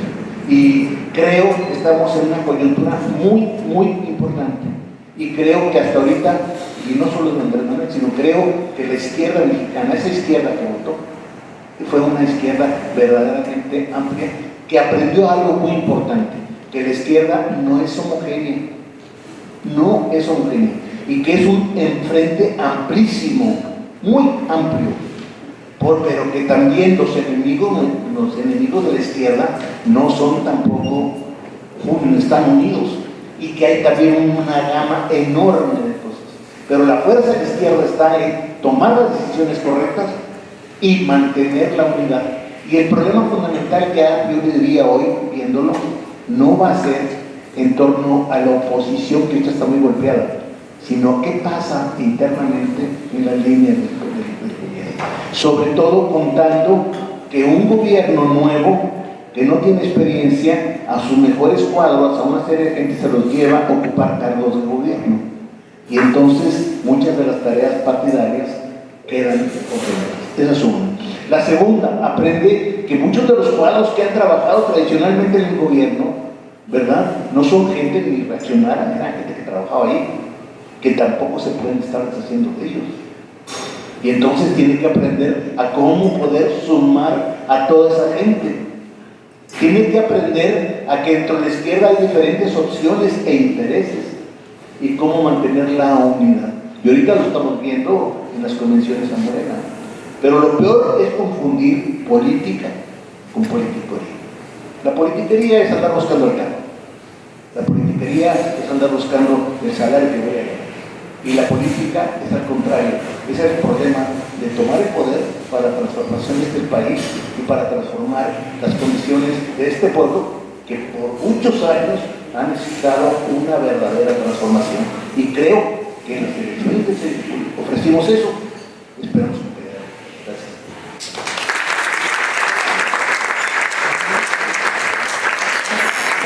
Muchas gracias, de verdad, todo lo que con esta pregunta salió es muy de fondo. Es una cuestión muy fuerte la que tenemos enfrente. Los intereses transnacionales, los intereses de poder son demasiado fuertes, como también lo dijeron. las cuestiones, las lecciones que nos da diversos países de América Latina, cómo han tenido el capital, las estrategias tan fuertes para poder controlar y echar abajo algunas cuestiones, y cómo también ahorita lo que está pasando en Argentina, lo que pasó el pasado fin de semana, lo que nos dice, ¿no? Después de haber dado volver a la derecha, ¿qué pasó con esa derecha? Y cómo ahorita el pueblo también está luchando por otra situación. Así que tenemos esa mirada hacia lo que está pasando, lo que pasó en Brasil, lo que está pasando en Venezuela, el ejemplo que tenemos de Bolivia. Pues tenemos que hacer esas miradas profundas que nos permitan realmente actuar con todo el compromiso, la seriedad, la responsabilidad, la ciudadanía, buscar la participación, buscar la construcción conjunta de los procesos y, como lo dijeron muy bien, analizar, reflexionar, cuestionar y construir de manera conjunta. Hay mucho trabajo por hacer. Y bueno, realmente fue toda una cátedra la que todos y cada uno de ustedes dieron. Vamos a pasar a la tercera etapa con las preguntas que están en el público.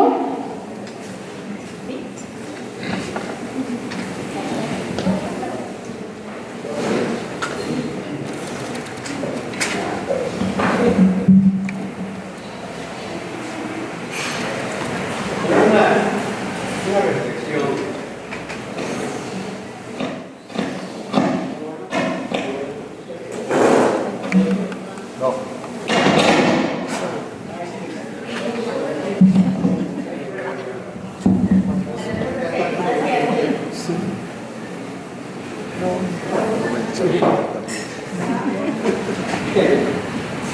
Bueno, una breve reflexión.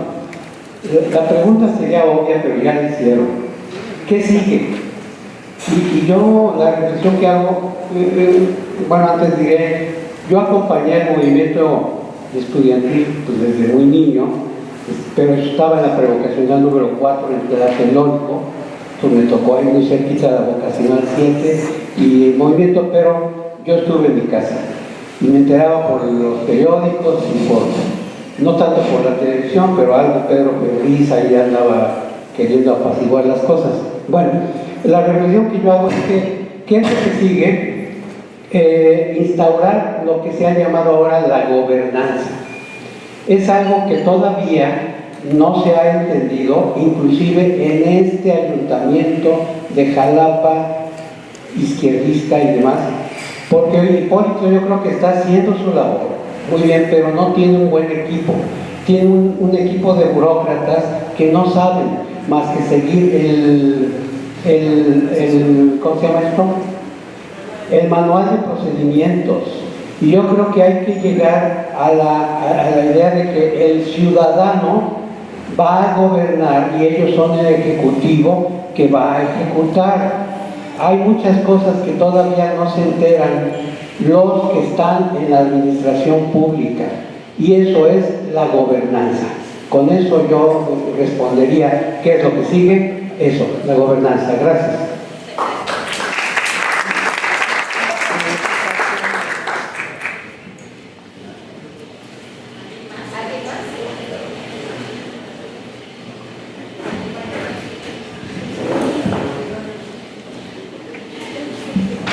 Para mí ha sido realmente muy estimulante escuchar a los compañeros acá, porque han hecho referencia a los procesos internacionales de América Latina, ¿no?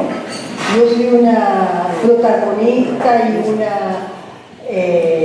persona que vive intensamente el periodo de la Unidad Popular, y en muchas de las cosas que ustedes han dicho me he visto sumamente reflejada, ¿no? Extraordinariamente reflejada, sobre todo con este optimismo que veo en ustedes, ¿ah? Que yo este último tiempo como que no he estado demasiado optimista, siendo que soy por naturaleza una persona que creo en los procesos sociales, en la participación, y resulta que ya casi no se habla de Chile. Aquí hablaron de Chile, ¿no? Ya no se hace mención de esa primera experiencia en América Latina democrática, ¿no? La votación en la cual el presidente Salvador Allende fue electo un presidente socialista que siempre lo dijo, que quería la transformación de Chile y la nacionalización del cobre, porque el cobre siempre estuvo en manos de los norteamericanos y las minas eran territorio norteamericano. No teníamos los chilenos acceso si no teníamos un pasaporte, ¿no? Entonces, un pasaporte no se podía entrar. Y veo acá, por un lado, mucho optimismo, lo cual me maravilla, por otro lado, una reflexión un poco más cautelosa, porque francamente estamos en un momento terrible, para mí terrible, ¿no? Y yo siento que, no sé qué palabra emplear, las masas, los compañeros de las bases, no lo siento yo tan consciente, ¿no? Yo creo que falta una conciencia política, un compromiso, ¿no? Yo no veo las brigadas como vi en otros lados del mundo, en Chile, las brigadas de jóvenes pintando bardas, cantando. Aquí todavía nos han salido las canciones y las brigadas que tienen un pensamiento nuevo y que salen por las calles a gritar sobre esto, esta palabra que ya no se usa, que ustedes la usaron y me fascina, ¿no? Yo siento que también esto es un proceso revolucionario, no se dice, esa palabra ya no se usa, ¿no?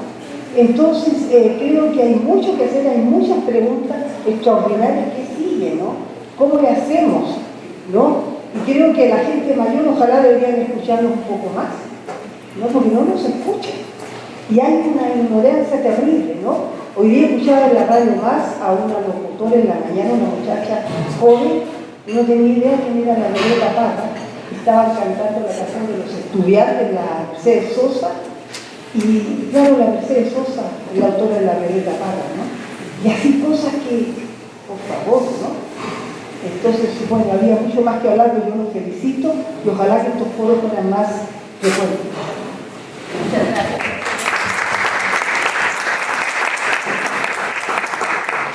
¿Alguien más?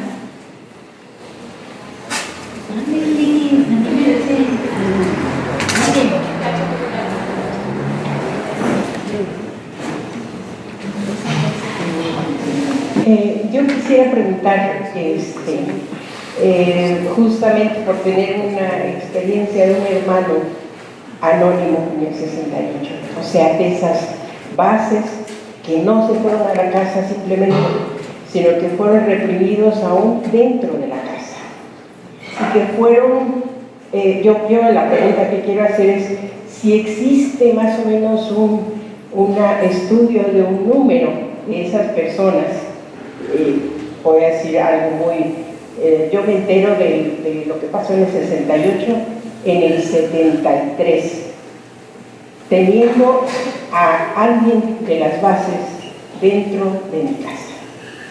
A tal grado era el cerrar la información, que empezando porque había amenazas de que él tenía 9 hermanas, mujeres, el único hombre, tenía que aguantar, callarse.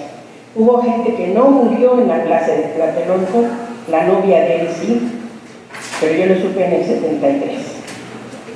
Entonces, ¿qué pasa con esas masas anónimas que se perdieron, no solamente por la muerte, sino por la anulación de sus personas en este trayecto? Y que normalmente pues, se nos olvida. Después, obviamente, he tenido el gusto de conocer a Salvador Martínez de la Roca y platicar mucho con él, pero siempre me quedo pensando, y ahora que veo a mi hermano viejo, acabado, y lo pongo de ejemplo porque son muchos, ¿no? ¿Qué es lo que ocurre si por lo menos se supiera un número de esas personas que se quedaron en ese caso?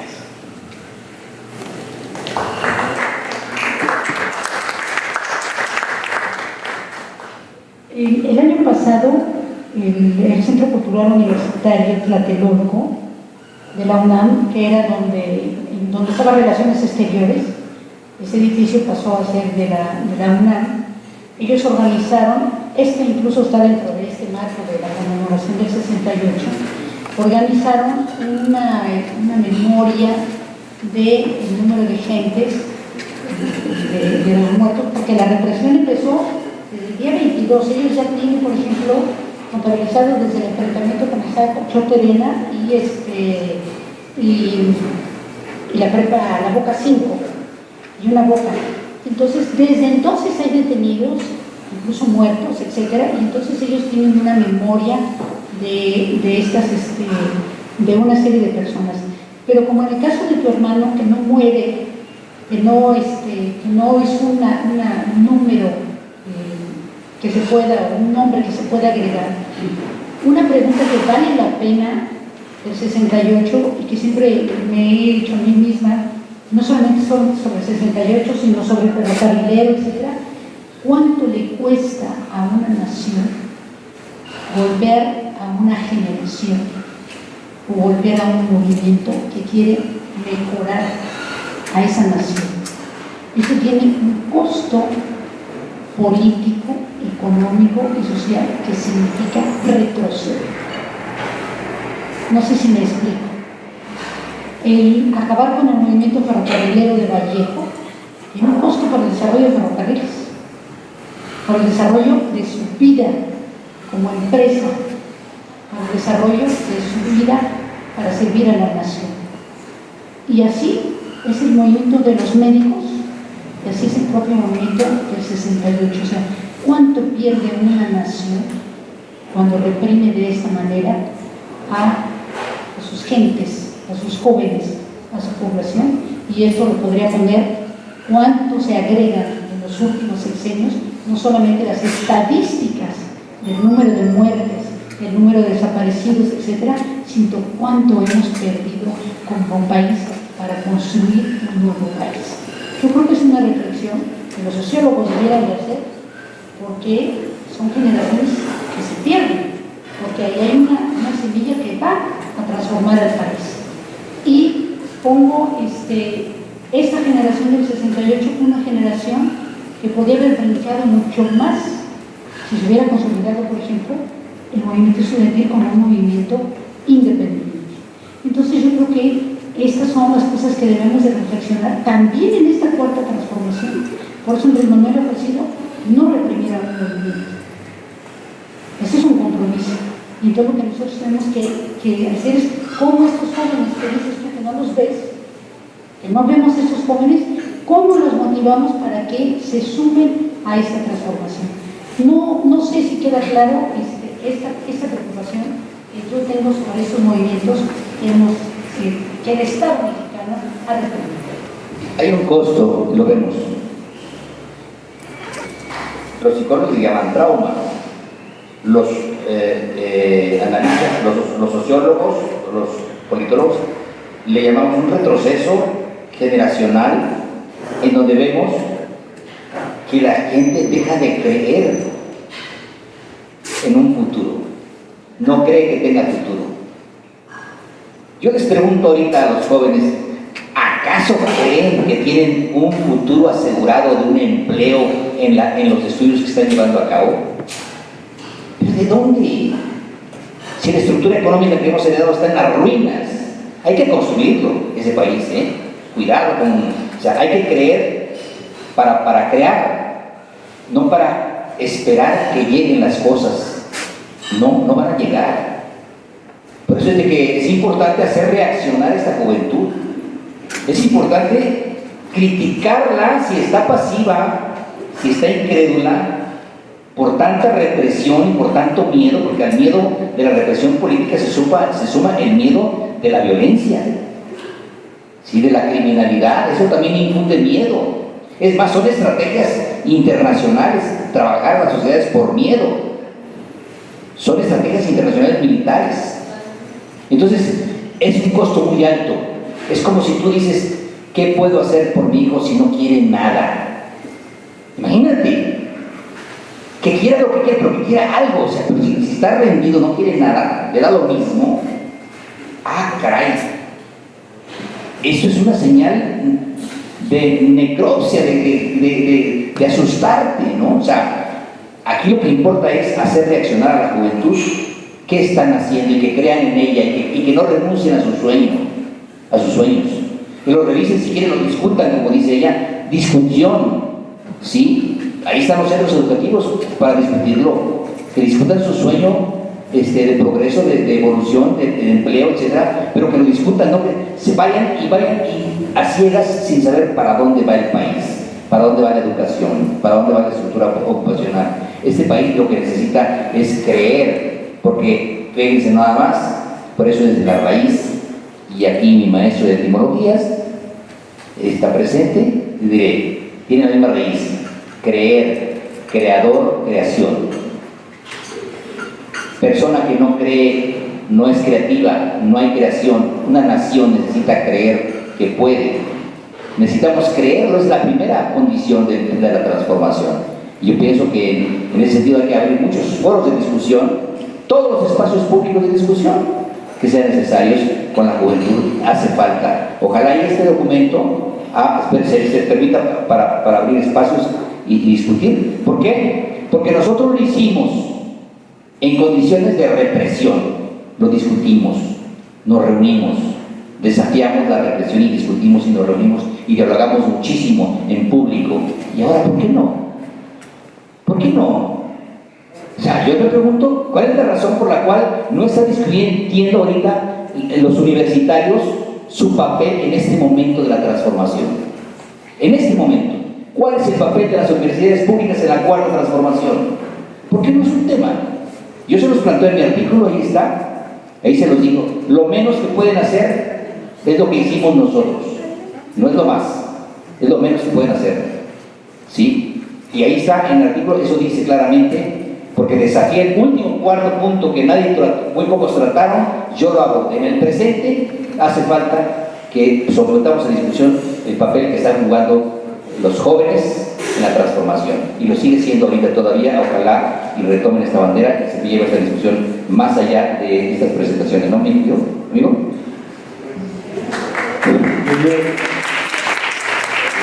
Quisiéramos agradecer a la Café Teatro Tierra Luna, que más bien es un centro cultural para los jalapeños y los que venimos de turistas por aquí, y agradecer a los compañeros maravillosos de aquella época que seguimos siendo jóvenes, porque hay jóvenes viejos jóvenes, y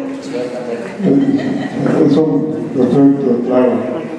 Y agradecer a la Coordinación de Humanidades, a Ricardo Valero, que está de embajador en Argentina, y para el día de mañana queremos invitarles nuevamente al debate sobre la construcción moral o la reflexión ética.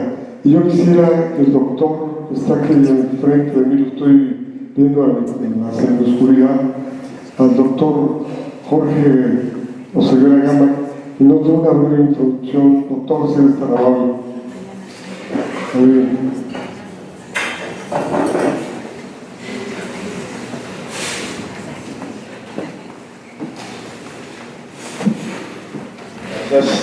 Sí, pues buenas noches a todos. Como decía Francisco, mañana vamos a estar aquí discutiendo sobre la constitución moral. Vamos a estar de ponentes, bueno, yo, Jorge Ceguera, Abraham Sarri, que está por allá. ¿Quién va a estar aquí? Jesús Ramírez Cuevas. ¿Quién más? José Luis Rodríguez León y Francisco Martínez Marcueda también. Pues vamos a estar discutiendo la idea de la constitución moral, cuáles son los aspectos positivos, cuáles son los negativos, críticas, discutir cuáles son los potenciales que hay y qué es lo que puede salir de esa propuesta de Manuel López Obrador. Entonces va a ser mañana a las 7 de la noche, aquí mismo. Entonces los esperamos por acá, espero que puedan venir y se den una vuelta. Gracias. Agradecemos por dar este espacio de análisis, de reflexión, de aprendizaje y bueno, de cuestionarnos a nosotros mismos como seres individuales y como seres sociales hacia dónde vamos. Tenemos un compromiso muy fuerte y tenemos que tener estos espacios realmente de análisis, de reflexión que permitan movernos.